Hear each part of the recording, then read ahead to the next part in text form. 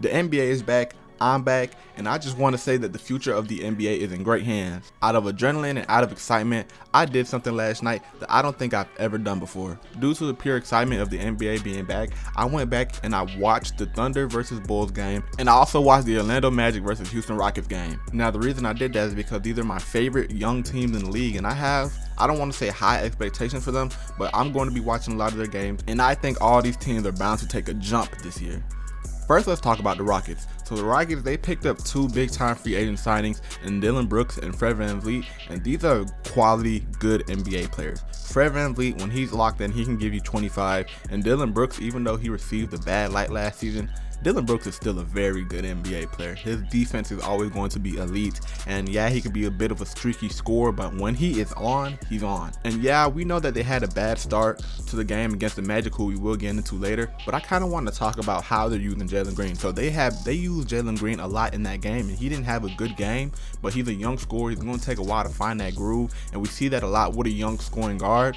But I like how they're getting him involved in a lot of actions, putting him in a lot of sets, having him coming off screens, having him be the pick and roll ball handler, all types of things. So this is kind of like, I don't want to say a make and break season for Jalen Green, but I kind of feel like this is going to be the season where we figure out, all right, do we have a Devin Booker or do we have a poor man Zach LaVine? Do we have a dude that can make all NBA teams, or do we have a dude that's just going to be a fringe all-star scoring guard? This is only his third season, of course, so it's not make or break, but we're just going to learn a lot about him. You know, they finally put, I don't want to say a contending team, but they put a competent team around him, and this team should be able to win games with the pieces that they have. So it's like, all right, so now that we're winning games, okay, can you do more than score? Can you, put some effort in on the defensive side? I'm not going to blame you for being a bad defender on a bad team. What are you playing defense for? I'm not going to blame you for not being a good playmaker when there's nobody to play make to, or you're just trying to get your score, like you're trying to work on your scoring, become better as a scorer, take the shot that you need to take.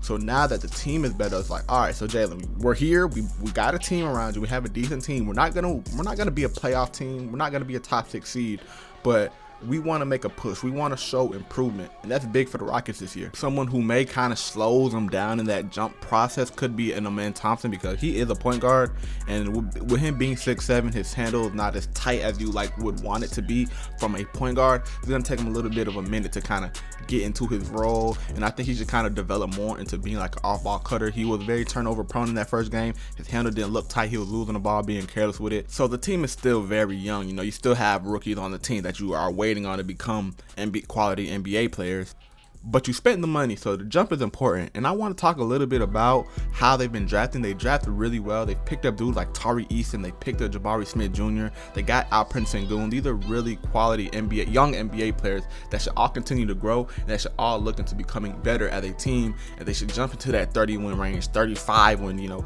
maybe make a play-in push. I would love to see this team make a play-in push, and I think they have the talent to do so. It's just that we need to see that talent become winning basketball. They're not playing that ISO ball, that playground ball no more. They have Ime Udoka, who's putting them in sets, who have them running actions, who has Alperen Sengun making plays out the post, got dudes cutting, all type of things. And I like how they're playing. I like their offense. So even though they had a bad game against the Magic, I expect a lot from this team, and I will be tuning into a lot of games. Don't think I won't, but next I want to talk about the Magic. Now, if you've been following the channel for a little bit, you'll know that I'm really high on Paolo Banchero, and I think he's a future MVP candidate. Now, when I said that, I wasn't talking about this year. I'm talking about down the line, but still, the Magic are looking. They're looking great. They have a lot of energy. They're deep. They play team defense. We're gonna go into all that. And they pull together a great win against the Rockets, despite Paolo Banchero only having 12 points. But despite that, Franz Wagner had a good game. Markelle Fultz.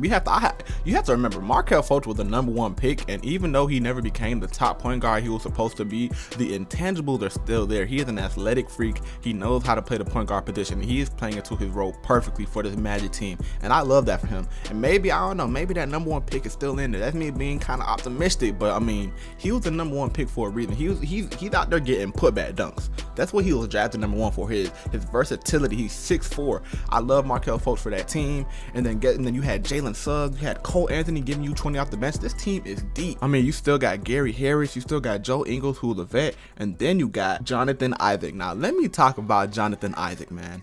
Jonathan Isaac was drafted in 2017 as a #6 pick, a high lottery pick. And this is only like his third fully healthy season since 2017. He's been in the league for a long time, but he's always been a defensive guy. He's always been a 6'11" beast who can play defense, who can guard 1 through 4 dang near, 1 through 5 even. And he's finally back and healthy. He is going to be a huge piece for this Magic team. And this Magic team, they got the energy. When Jonathan Isaac was making plays, everybody was backing him. They got ball movement. You know, their shooting's not the best, but I mean, they're still a young team. That's the thing about it. They're still a young team. Franz Wagner's only 22. Paolo Banchero's 20.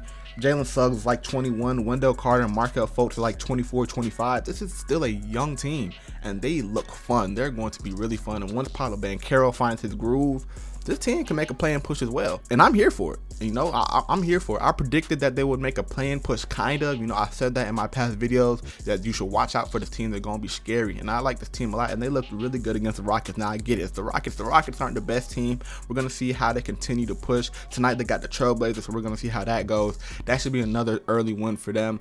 And I really like this team a lot. Let me know what you think about this Magic team. But next, we have to talk about probably my favorite young core in the NBA. I'm about to put my Twitter up on the page. If you don't already, go follow me on Twitter if you ever want to talk ball with me. I'll be on Twitter all the time. I use Twitter a little bit too much. I respond to everybody. So if you ever want to talk to me, go follow me on Twitter. But if you already do follow me on Twitter, you'll know that I am an avid Shai hater. I don't want to say a hater. I come to realize that he's overrated. I feel like he's slightly overrated. But that's not what this video is about. The Thunder are one of my favorite young teams in the NBA, despite me thinking that Shai is overrated.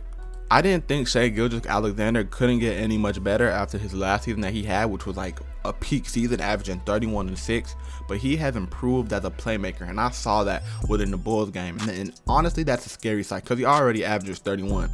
But if he's able to get into his playmaking bag while averaging the same 30 points that he does, the Thunder are going to be a scary team. And then you got to do like Chet Holmgren. Chet Holmgren was the #1 pick last year, and even if he never figures it out offensively, which I don't think will happen, he's going to be a defensive monster, which is exactly what they needed from last year, a defensive anchoring big. Jalen Williams plays so mature for his age. He's only a sophomore in the NBA, but he plays like he's like a 7-8 year vet, and it's so crazy to me how he does that. Always cutting, always making the right plays, the positive defender, a decent playmaker. I mean, he fits that team perfectly. Then you have another scoring playmaker next to Shai and Giddey, and Giddey complements Shai really well too. I like this team a lot, but there's some things that I don't like about this team, honestly. They're still very small. They don't have a lot of size. You might say, oh my God, Chet Holmgren, what is he, 7'2"? Oh, he's 7'2"? What are you talking about? Yeah, he weighs the same as Steph Curry. So when they're playing the bigger centers are going to dominate them. It's a scary thing. It's scary to think about, but we'll just see. And then you got the shooting. You know, Shai Gilgeous, he's a good shooter, but he don't shoot him much. And you got Josh Giddey, Lou Dort, Jalen Williams.